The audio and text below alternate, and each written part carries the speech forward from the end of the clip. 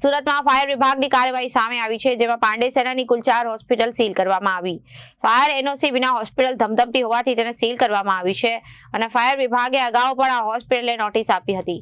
તેમ છતાં fire NOC લીધી ન હતી, જેના કારણે હોસ્પિટલને સીલ મારી દેવામાં આવી છે. સુરતમાં ફાયર વિભાગ ફરીથી સતર્ક બન્યું છે, જેમાં ફાયર એનઓસી નહીં હોવાથી હોસ્પિટલ સીલ કરવામાં આવી છે. પહેલા ફાયર વિભાગે 4 હોસ્પિટલોને નોટિસ ફટકારી હતી અને તેમ છતાં ફાયર એનઓસી નહીં લીધી હોવાથી મોડી રાત્રે હોસ્પિટલને સીલ કરવામાં આવી. પાંડેસરા વિસ્તારમાં હોસ્પિટલ આવેલી છે, તેને સીલ કરવામાં આવી અને મોટી ઇમારતો, હોસ્પિટલ, શાળામાં ફાયર એનઓસી જરૂરી છે. અગ્નિકાંડ થયા બાદ ગુજરાતનું ફાયર વિભાગ સતર્ક બની ગયું છે. ફાયર એનઓસીને લઈ કાર્યવાહી કરાઈ હતી, તો જે હોસ્પિટલ અને શાળામાં ફાયર એનઓસી નથી તેવી હોસ્પિટલને પણ સીલ કરવામાં આવી છે. તો ફાયર એનઓસી અને ફાયરના સાધનો કામ કરતા હોવા જરૂરી છે, તો આગ લાગે તે સમયે કામ લાગી શકે, લોકોના જીવ પણ બચાવી શકાય છે. આ રીતે ફાયર એનઓસી મેળવવા માટે બાંધકામના સ્ટ્રક્ચરની જરૂરિયાત મુજબના સાધનો લાવીને વસાવવાના હતા.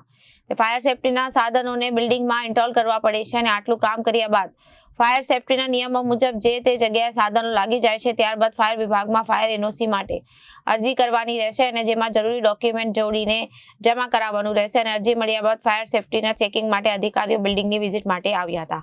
Bureau report, Janadesh news.